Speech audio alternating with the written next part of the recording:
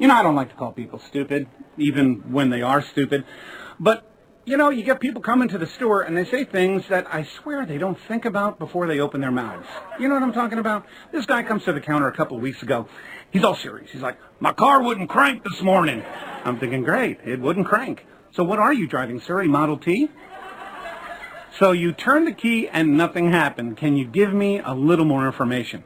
He says, well, I got in her and I turned the key and it made a smoking noise. Oh, it did. It made a smoking noise, huh? Well, you didn't happen to be smoking something when you heard this noise, did you? Because I think that would explain a lot. It's like, no, I don't smoke. I gave that up years ago. I'll chew some. Okay. All right, Cletus, so it made a smoking noise. Now, did it happen to be accompanied by a flashing smell? Because I will tell you this, the combination of the smoking noise with the flashing smell, that would be the sign of a much greater problem.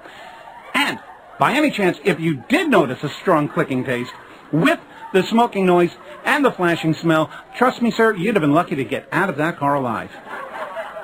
Now, at this point, I'm figuring the guy is either going to get the joke and laugh it up or reach across the counter and smack me in the head. Instead, he's got this look of terror on his face. His eyes go wide, and he's like, you mean I could have blowed up?